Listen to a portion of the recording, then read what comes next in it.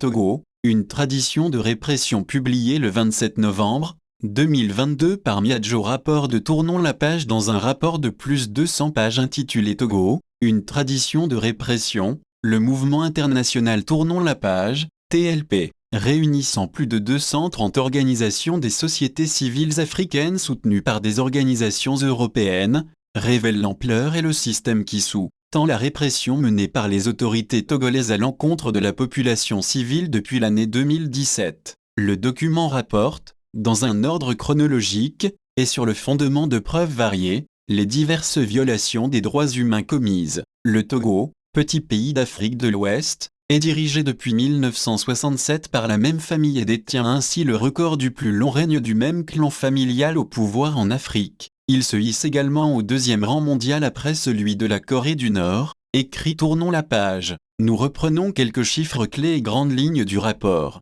Résumé exécutif. Le Togo, dirigé par la même famille depuis 1967, a institutionnalisé une tradition de répression de l'espace civique, arrestations et emprisonnements arbitraires de défenseurs des droits humains, d'activistes pro-démocratie, de journalistes et d'opposants politiques, entachés de décès en détention ou au sortir de détention, interdiction de manifestations comme de réunions privées, dégradation de la liberté d'expression et de la presse avec des suspensions abusives de journaux. Une tradition qui, après une légère décrispation au début des années 2010 avec la dépénalisation des délits de presse, est redevenue la norme à partir d'août 2017 avec la mobilisation populaire pour le retour à la Constitution originelle de 1992, dont l'article 59 limitait à 2 le nombre de mandats présidentiels, et le droit de vote de la diaspora. On compte ainsi entre août 2017 et octobre 2022 au moins 546 personnes arrêtées pour leurs opinions, dont nombre d'entre elles seront torturées en détention. 11 personnes décéderont des suites de ces pratiques.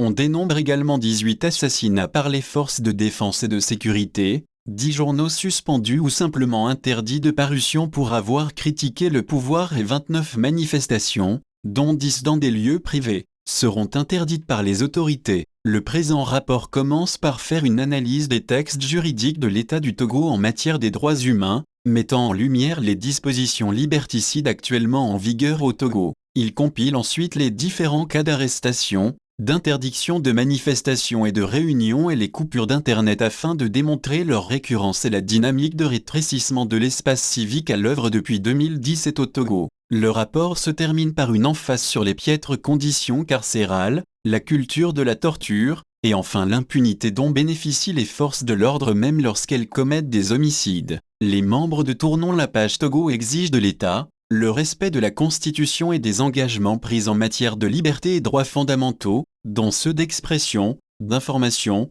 de presse, de réunion et de manifestation, mais aussi la libération des prisonniers politiques et d'opinion, l'indépendance de la justice et la séparation des pouvoirs, arrestation et harcèlement juridique dans le but de faire taire les voix dissidentes et enrayer les manifestations. L'État du Togo a, notamment grâce à ces nouvelles lois liberticides, mené une campagne de harcèlement juridique et d'arrestations arbitraires. Bien que cette répression dure depuis des décennies, nous prendrons comme point de départ la dernière grande mobilisation populaire du 19 août 2017, qui a radicalement fait changer l'approche du gouvernement, en lui faisant restreindre d'autant plus l'espace civique pour que ce type d'événement n'arrive plus. Quelques chiffres clés du rapport: depuis le 19 août 2017, au moins 546 arrestations, au moins 18 morts victimes des forces de sécurité et de défense, au moins 9 morts en détention et au moins 2 morts au sortir de détention. Le Togo, dirigé par la même famille depuis 1967, a institutionnalisé une tradition de répression de l'espace civique, qui est redevenue la norme à partir d'août 2017 avec la mobilisation populaire pour le retour à la Constitution originelle de 1992. On compte ainsi entre août 2017 et octobre 2022 au moins 546 personnes arrêtées pour leurs opinions, dont nombre d'entre elles seront torturées en détention. 11 personnes décéderont des suites de ces pratiques. On dénombre également 18 assassinats par les forces de défense et de sécurité, liberté de presse et d'opinion sous cloche, au moins 9 journaux suspendus et un journal interdit. Journaux suspendus, l'Alternative, suspendu 2 fois, Liberté, Fraternité, Panorama, l'Indépendant Express, De Guardian, La Symphonie, Le Détective, journal interdit, La nouvelle, alors que la Constitution garantit la liberté d'expression, y compris celle de la presse, les pouvoirs publics ont limité l'exercice de ce droit. La loi impose des sanctions à l'encontre de journalistes qui se seraient rendus coupables de graves erreurs. Ainsi, depuis août 2017, 9 journaux ont été suspendus et un a été purement et simplement interdit. Le Togo est classé 100e sur 180 par le classement mondial de la liberté de la presse de Reporters sans frontières. Il a perdu 26 places depuis 2021 où il était classé 74e. Violation des libertés de réunion et de manifestation. Au moins 19 manifestations interdites. Les restrictions apportées dans la loi du 16 mai 2011 fixant les conditions d'exercice de la liberté de réunion et de manifestation n'ont pas empêché les grandes manifestations de 2012 et 2017. Comme l'a annoncé Gilbert Bawara, porte-parole du gouvernement togolais. Pour qu'il n'y ait plus jamais de 19 août 2017, l'Assemblée nationale a adopté à la hâte, le 12 août 2019, une nouvelle loi modifiant la loi de 2011 et durcissant les conditions d'exercice de ces libertés. Depuis l'interdiction de la manifestation du 19 août 2017 dans certaines villes, au moins 19 manifestations sur la voie publique et 10 réunions devant se tenir dans des lieux privés ont été interdites au Togo. Au moins 10 réunions dans les lieux privés interdites alors que les manifestations du parti au pouvoir et de ses ailes marchandes ne souffrent d'aucune entrave, y compris pendant les périodes dites d'urgence sanitaire et d'urgence sécuritaire. Les manifestations et réunions organisées par les partis d'opposition ou des organisations de la société civile sont interdites. Les coupures d'Internet pour empêcher la société civile de s'organiser. Au moins 3 coupures et perturbations d'Internet et réseaux sociaux. Le Togo a coupé le réseau Internet à 2 reprises en 2017, du 5 au 10 septembre et du 19 au 21 septembre. Puis, le 22 février 2020, jour de l'élection présidentielle, les autorités ont coupé les services messagerie instantanée. Il s'agit d'un moyen efficace pour empêcher les citoyens de communiquer entre eux et de s'organiser. Ces coupures empêchent également la société civile de documenter et dénoncer les violations des droits humains et la répression par les forces de sécurité. En plus de couper Internet, le gouvernement coupe l'accès à certains sites de la société civile ou de partis d'opposition. Ainsi, les sites de Tournons la page, Dynamique Monseigneur Kpodzro,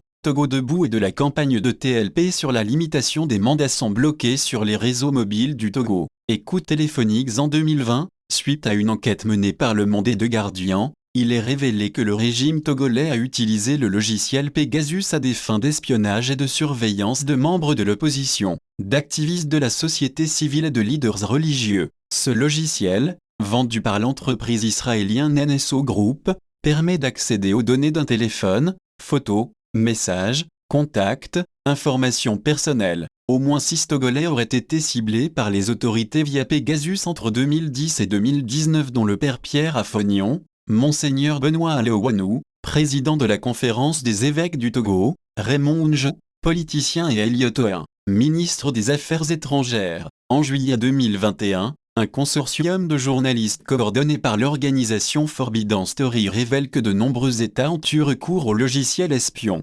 Selon cette enquête, plus de 300 numéros de téléphone togolais ont été pris pour cible par le logiciel. Parmi eux, se trouvent des journalistes, tels que Ferdinand Ayite, Luc Abaki ou Carlos Kotou, des opposants politiques tels que Tikpiat Chadam, Agbeyome Kodjo ou encore des militants de la société civile comme David Dosset, coordinateur de notre mouvement dans le pays. Dans un communiqué de presse rendu public le 7 octobre 2021, Amnesty International estime que la menace de la surveillance ciblée, qu'elle soit réelle ou non, peut avoir de lourdes conséquences psychologiques sur les militants ES et un effet plus que délétère sur leur travail en faveur des droits humains. Interrogé sur l'utilisation de ce logiciel, le président togolais a répondu: chaque État souverain s'organise pour faire face à ceux qui le menacent avec les moyens dont il dispose. Concernant l'utilisation détournée à des fins de surveillance de personnes critiques du pouvoir, il répond: ah, ça, je ne peux pas vous le confirmer. En plus de Pegasus, en octobre 2021, Amnesty International dénonce 96 une autre source d'écoute téléphoniques opérée au Togo à partir de réseaux indiens.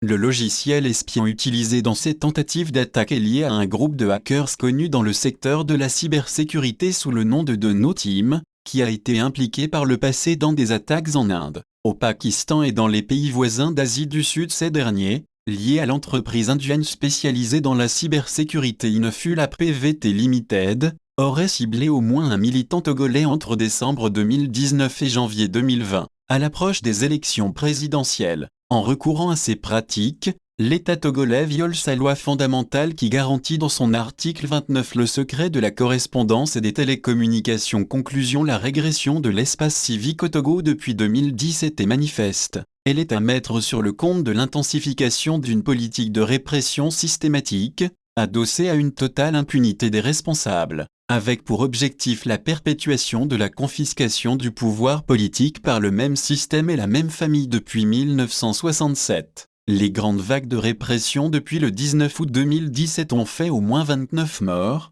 546 personnes arrêtées, 9 journaux suspendus et d'innombrables cas de torture. La forte politisation des forces de sécurité et leur implication dans la répression violente n'augurent pas de lendemain paisible. Par peur de la violence d'État, les citoyens s'autocensurent. Une tendance confirmée par le dernier rapport de l'Afrobaromètre qui explique que la majorité de Togolais ne se sentent pas libres d'exprimer leurs opinions, 54%, et pensent qu'ils doivent faire attention à ce qu'ils disent en politique, 75%. Les violations des droits humains remettent en cause les engagements internationaux auxquels l'État togolais a librement souscrit, en particulier la Déclaration universelle des droits de l'homme, et sapent tout espoir de transition démocratique. Elles illustrent une fois de plus le caractère pernicieux d'un système dont l'histoire est jalonnée depuis 2005 par un putsch qui consacra le principe de dévolution dynastique du pouvoir et confirma la politisation de l'élite militaire. Des violations constitutionnelles majeures comme celle perpétrée dès le lendemain du putsch afin de tenter de légitimer la confiscation du pouvoir.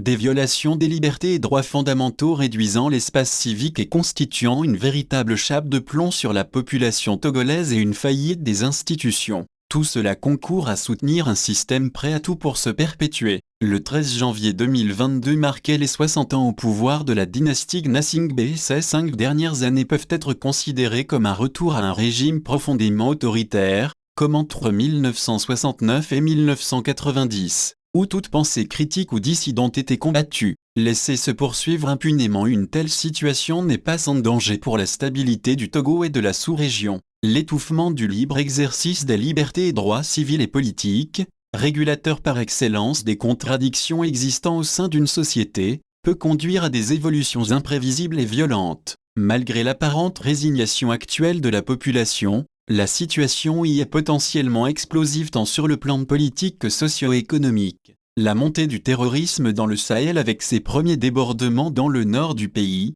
les coups d'État au Mali, en Guinée et au Burkina Faso ces 2 dernières années n'augurent rien de bon pour un État aux institutions fragilisées par un exercice solitaire et arbitraire du pouvoir. Face à cela, point de fatalisme. Les Togolais sont des fervents défenseurs de la démocratie et demandent son enracinement comme le montre le rapport Afrobaromètre qui illustre que 87% des Togolais rejettent la dictature et 73% ont une préférence pour la démocratie. Pour y parvenir, toutes les voix doivent être entendues et l'État togolais doit entreprendre de sérieuses réformes avec le concours de toutes les forces vives de la nation et des partenaires internationaux. Recommandation à l'État du Togo: veiller au respect des engagements pris en matière de droits humains, dont les libertés d'expression, d'opinion, de réunion, de manifestation et de circulation, réviser les lois numéro 2019-009 relatives à la sécurité intérieure, numéro 2011-010 du 16 mai 2011 fixant les conditions d'exercice de la liberté de réunion et de manifestation pacifique publique,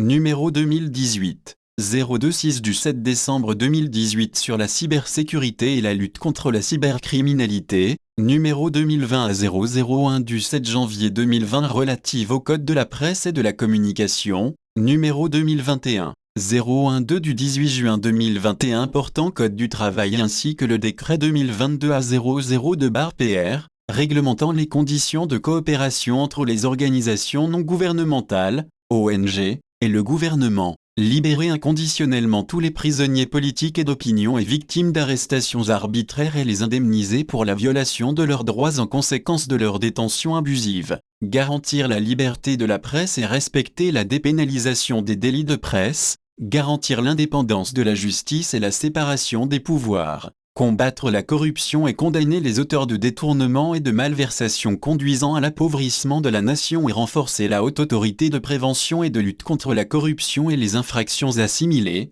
A+IA, en garantissant son indépendance, protéger les lanceurs d'alerte, les journalistes et les acteurs agissant pour la transparence en adoptant notamment une loi pour la protection des défenseurs des droits humains, instruire les plaintes, diligenter des enquêtes indépendantes sur toutes les suspicions de torture et d'assassinat commises par les forces de défense et de sécurité et punir les responsables de ces actes, rendre publics les rapports internes et les enquêtes sur la violation des droits humains, renouer un dialogue constructif et sincère entre toutes les forces vives de la nation, société civile, majorité et opposition politique, renforcer le statut de la CNDH et son indépendance notamment en supprimant tout contrôle de ses activités par des entités gouvernementales, fermer les lieux de détention non officiels tels que le Service central de recherche et d'investigation criminelle, le camp du groupement d'intervention de la police nationale, l'ancienne direction de la gendarmerie nationale ainsi que la prison civile de Lomé et juger les prisonniers en détention préventive,